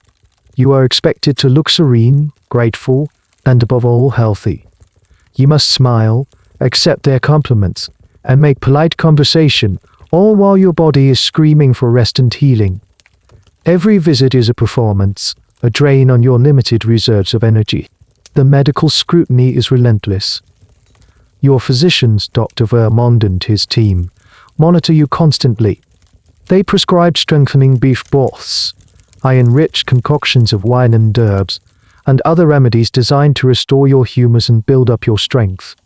Childbed fever, a deadly postpartum infection that we now know is caused by bacteria, was the great terror of the 18th century birthing room. They didn't understand its cause, but they knew its devastating effects. They would have watched you for any sign of a rising temperature, a telltale symptom of the fever, with hawk-like vigilance. Their methods for preventing it were based on guesswork, fresh air, but not too much, cleanliness as they understood it, and a host of folk remedies. Your survival was in many ways a lottery. Your own access to your daughter is also mediated by protocol. While you are her mother, she is officially in the care of her governess, the Duchesse d'Edoras. The governess oversees the team of wet nurses, rockers, and other nursery staff. When you wish to see your child, she is brought to you, a formal presentation, those quiet, spontaneous moments of bonding that a non-royal mother might take for granted or rare in scheduled events.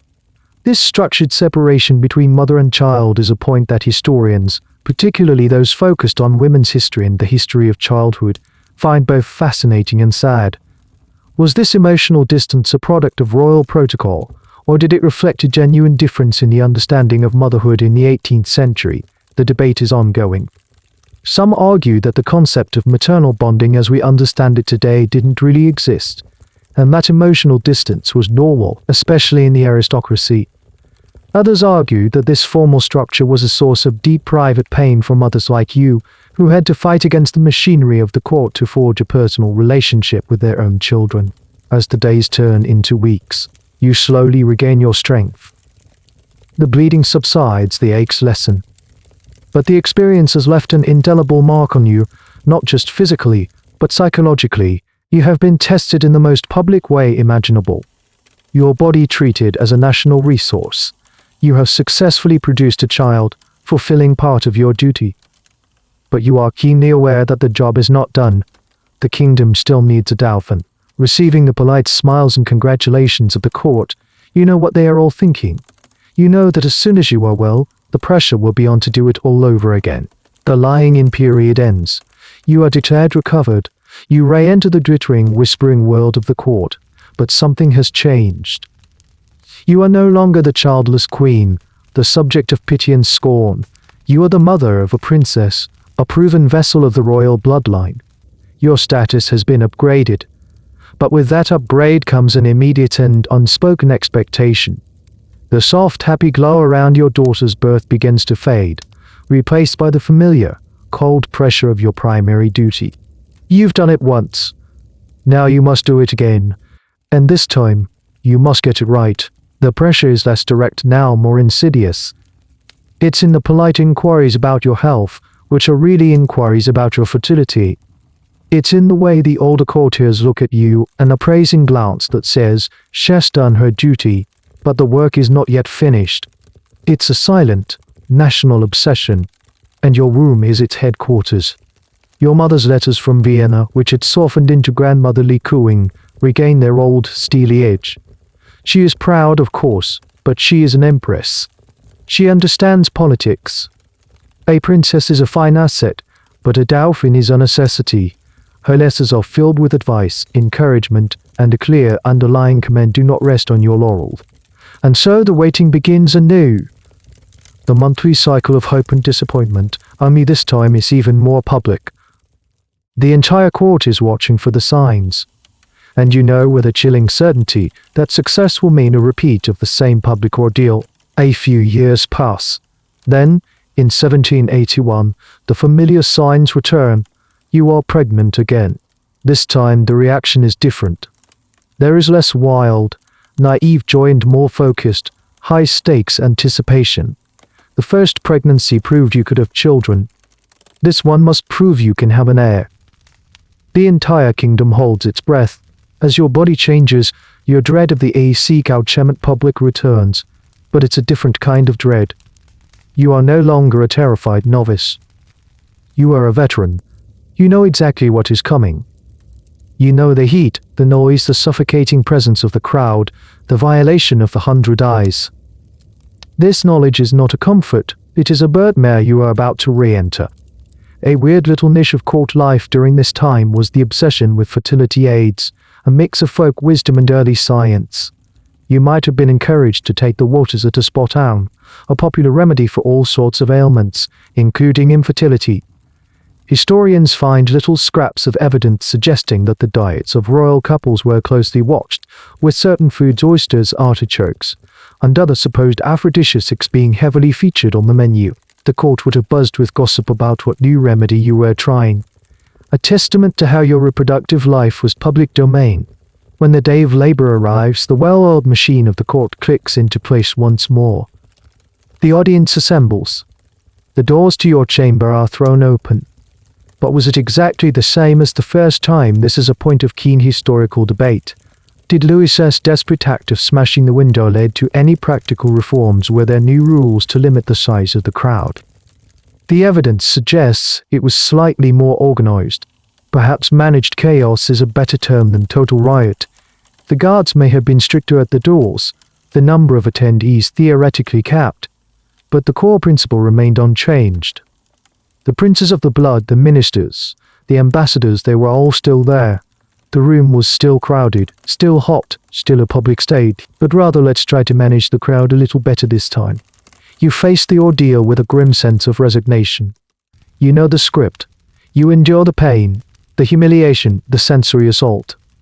But this time, when the final moment comes, when the baby's first cry cuts through the air, the announcement is different. Dr. Vermont's voice is filled with an unconcealed triumph. It is a dauphin. Long live the dauphin. The explosion of joy in the room is instantaneous and absolute. All the restrained disappointment of your first birth is inverted into a tidal wave of ecstatic relief. Men who a moment ago were formal, bewigged courtiers are shouting, cheering, and embracing each other. The king weeps openly, not just with relief for you but with dynastic pride.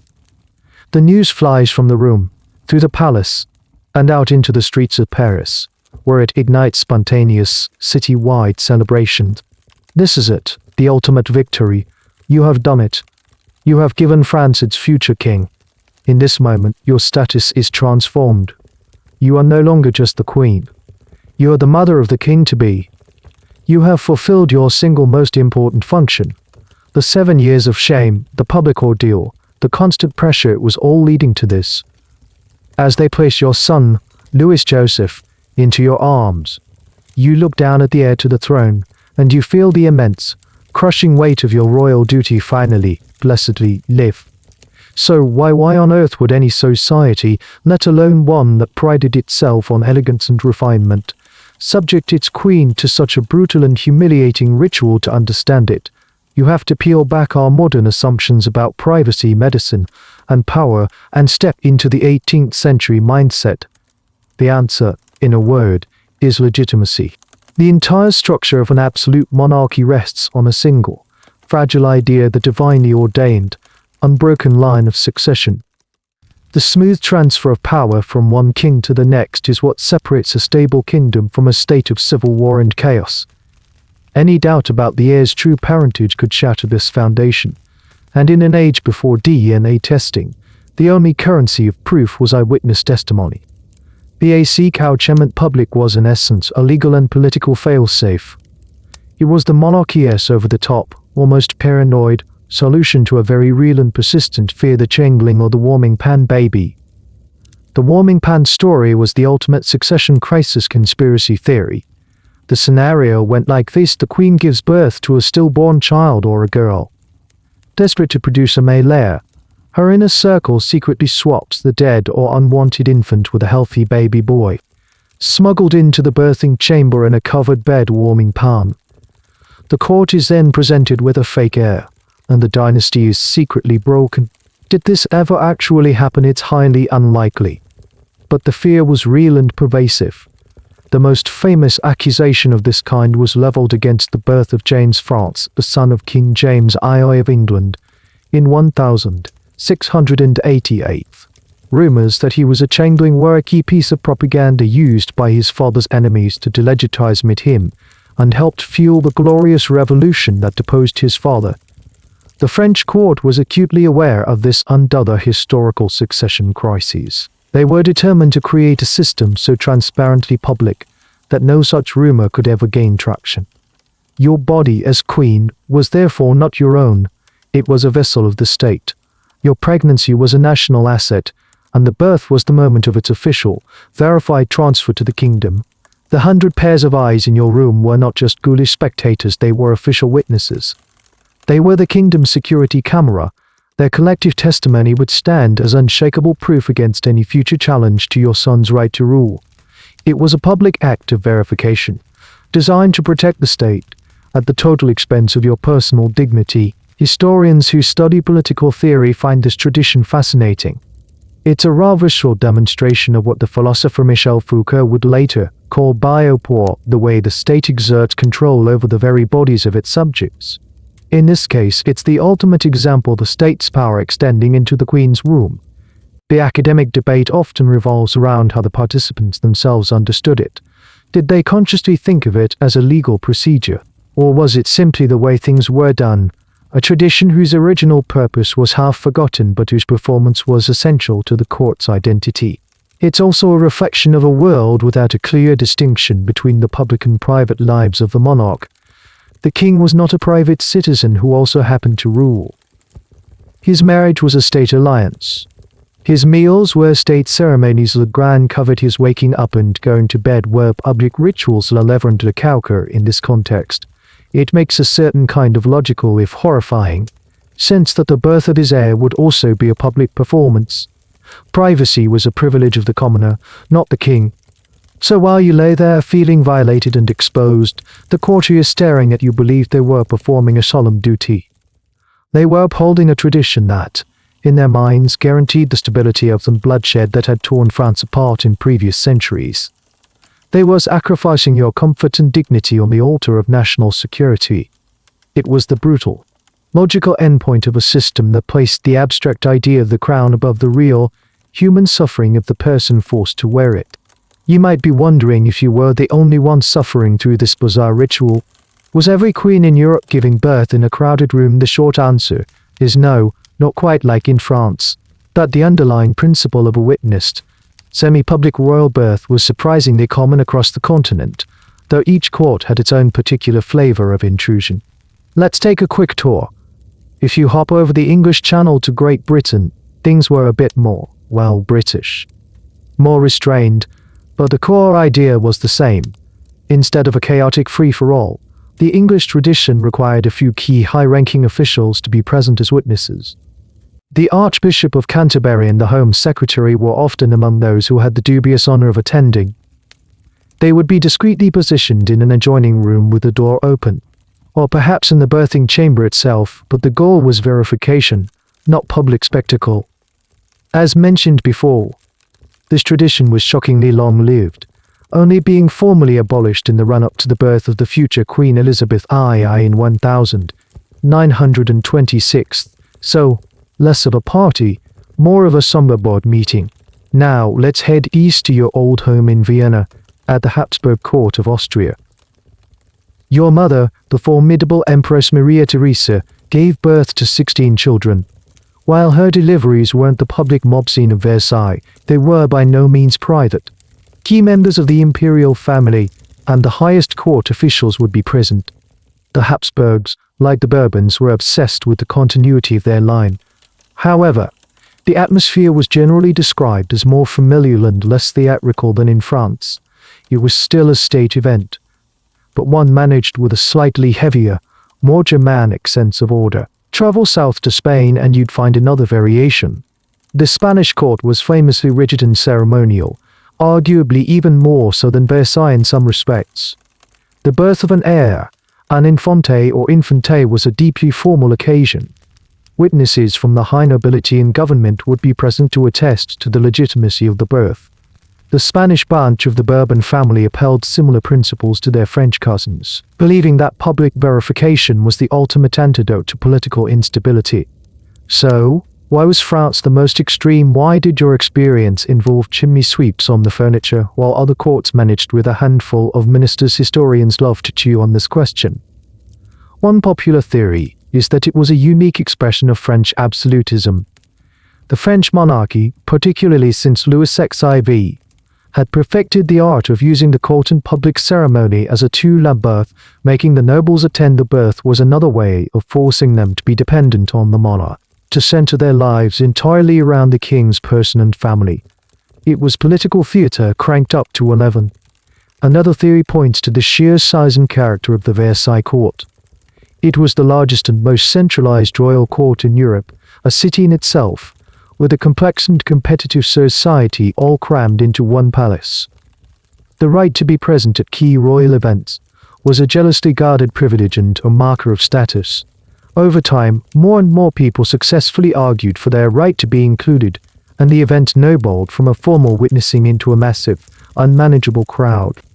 A less common but intriguing idea is that it reflected a different cultural sensibility. Perhaps French society at the time had a different, more open attitude towards bodily functions than, say, the more reserved courts of England or Austria. This is a tricky area for historians as it involves speculating about broad cultural norms, but it's a reminder that what seems shocking and intimate to us might have been viewed through a different lens back then. So no, you weren't entirely alone in your public ordeal.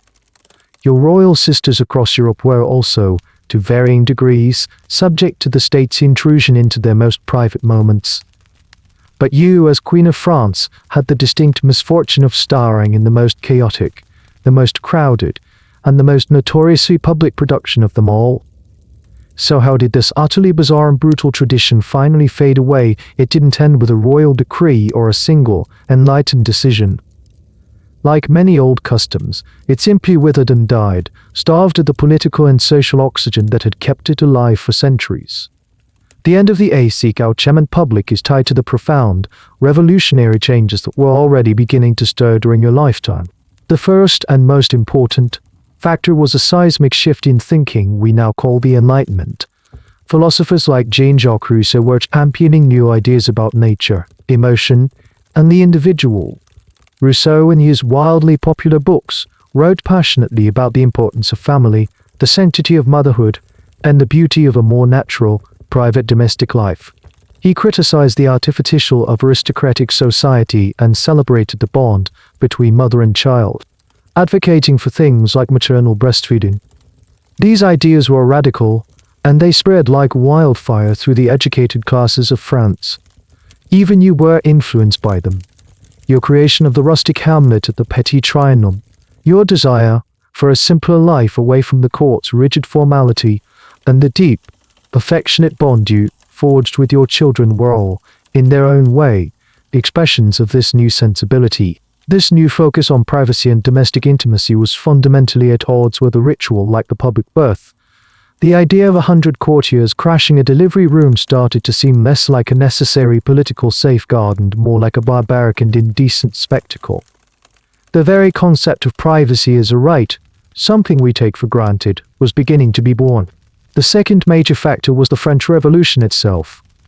The revolution didn't just overthrow the king, it shattered the entire worldview that supported traditions like the public birth.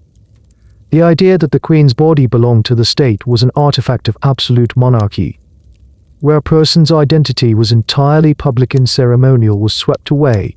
After the restoration of the monarchy in the 19th century, no one seriously proposed reviving such a practice. It was seen as a relic of a bygone, tyrannical age. A smaller, but still significant, contributing factor was the advancement of medical science. As the 19th century progressed, the understanding of hygiene, infection, and the physiology of childbirth improved dramatically. Doctors began to insist on cleaner, more controlled, and more private environments for delivery. The germ theory of disease, once proven, made the idea of a crowded, unsanitized birthing chamber not just undignified, but medically insane. The authority of the doctor, arguing for the health of the mother and child, began to eclipse the authority of the court official, arguing for the sake of tradition. One specific historical moment often cited as the tradition's last gasp is your own final childbirth experience. You had 4 children in total. After the near disaster of your first delivery and the managed chaos of the second, it is believed that you and Louis managed to assert more control. For the births of your second son, Louis Charles, in 1785, and your second daughter, Sophie, in 1796, the attendance was likely much more restricted. You had, by then, the authority of a veteran mother and a queen who had already produced the all-important heir. You had earned the right to push back. Historians still debate the exact timeline of the tradition's demise. Was it already on its last legs by the 1780s, or was it the revolution that truly killed it? The consensus is that it was a combination of both. The philosophical groundwork was laid by the Enlightenment, making the practice seem outdated and barbaric, and the revolution provided the political explosion that cleared away the old structures for good. So the end of this tradition wasn't a quiet decision made in a palace chamber. It was part of a huge, messy, and often violent transformation of an entire society. The walls of your birthing chamber were, in a way, torn down by the same forces that would eventually tear down the Bastille. The idea of a private life, a life free from the intrusive gaze of the state, was one of the most powerful and personal revolutions of them all. The births are over. The children are growing. The public ordeals have faded into memory, but they don't disappear. They settle into the deepest parts of you, leaving a permanent mark, a psychological scar tissue that shapes the woman and the mother you become. Having your body endure public spectacle changes your relationship with the world. It reinforces, in the most brutal way possible, the central paradox of your life. You are simultaneously one of the most powerless. You can influence fashion for a continent, but you cannot lock your own bedroom door. This experience hardens a certain part of you, creating a protective shell, a necessary barrier between your true self and the ever-present public gaze. It profoundly shapes your approach to motherhood. Having been denied any semblance of privacy or intimacy during their births, you become fiercely protective of it in their upbringing.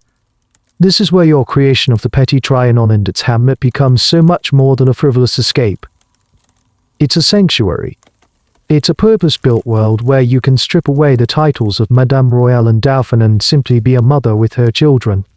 Here, away from the suffocating etiquette of the main palace, you could engage in a style of parenting that was almost revolutionary for a French queen.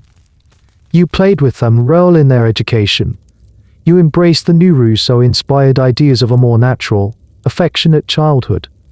This was a radical departure from the traditional royal upbringing, where children were raised almost exclusively by a vast staff of governors and tutors, seeing their parents only for brief, formal visits. Your critics, of course, saw this as yet another dereliction of duty. They saw a queen playing with her children instead of performing her ceremonial role at court. They couldn't understand that you were trying to reclaim something that had been stolen from you, the simple, private joy of being a mother. The public births had taught you the price of state ownership of your body. Your private parenting style was your rebellion.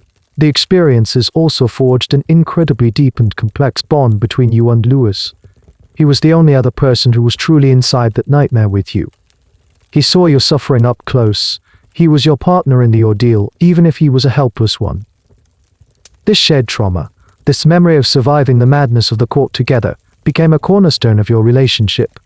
It transformed a political arrangement into a genuine, loving partnership. Many historical accounts note the visible affection and mutual support between you and Louis in the years that followed, a stark contrast to the formal distance of many royal couples. A lesser-known, but poignant, question that historians ponder is how this experience affected your relationship with your own body. In an age that had no language for psychological trauma, how did you process the memory of that violation? Some biographers suggest that your famous lull for fashion, for extravagant clothes and jewels, was not just frivolity, but a way of reclaiming your body, of decorating and celebrating the very thing that had been so publicly exposed and scrutinized. It was a way of taking back control of your own image, of saying, "This body is mine to adorn, not yours to simply watch." This is, of course, a speculative interpretation, a classic historians are still debating point. We can't know your inner thoughts, but we can see the patterns in your behavior. We see a woman who, having been subjected to the ultimate invasion of privacy, spent the rest of her life trying to build small walls of intimacy and personal space around herself and her family. The mark of those births was not just a memory of pain. It was a formative, defining experience. It taught you the true cost of the crown. It fueled your desire for a different, more human way of living. It made you the mother you became. The public ordeal, in a strange and tragic way, was the crucible that forged your private self. And so you walked the halls of Versailles again. But they look different now. You are a mother, a survivor, a queen who has fulfilled her ultimate duty. You have walked through the fire of public opinion and the literal fire of the birthing chamber and emerged, transformed. The palace is still your home, but you now understand its nature with a terrifying clarity. It is without a doubt the most beautiful cage ever constructed. You walk through the hall of mirrors, and your reflection multiplies into infinity. 100 queens staring back at you from between the glittering chandeliers and the arched windows overlooking the gardens. The hall was designed to display the limitless power and wealth of the French monarchy. But now, you see it for what it is, a corridor of 1,000 eyes, a place where you are always watched, even by yourself. You stroll through the gardens with their geometric precision, their fountains tamed into elegant shapes, their trees disciplined into perfect lines. It is nature conquered by will, a testament to the king's power over the very earth. But you feel the artifice. It's a beautiful, manicured prison yard.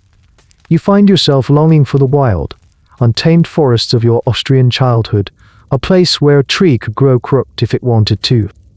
This entire place, this golden world, was a deliberate political invention.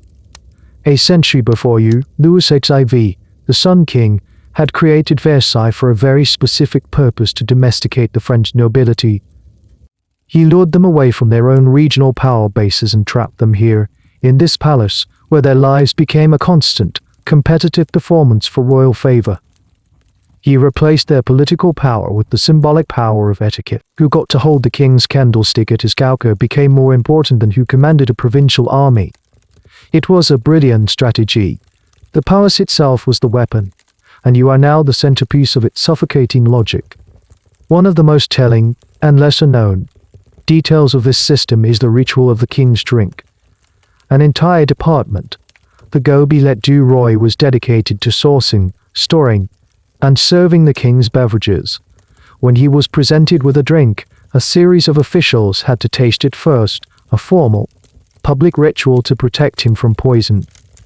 This was just a security measure, it was a performance of the king's importance and vulnerability. Low-grade paranoia of the court was woven into its daily life. Every act was laden with suspicion and ceremony. This is the system that demanded your public birth.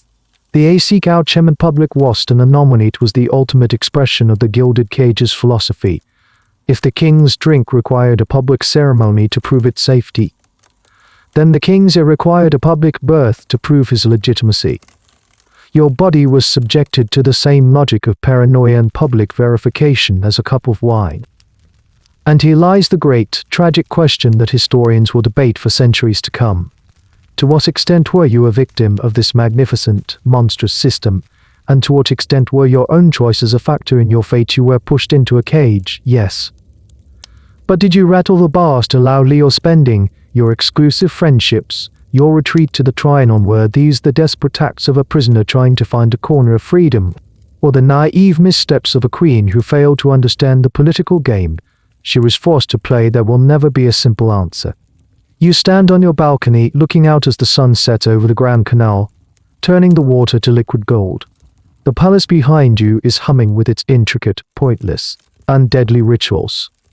You have given it an heir. You have played your part. But you can feel, in the air blowing from the direction of Paris, that the world outside this golden cage is changing.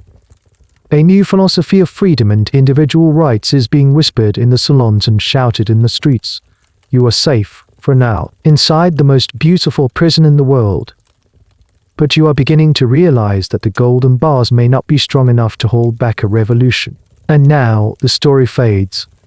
The gilded halls of Versailles grow distant, the candlelight softens and blurs.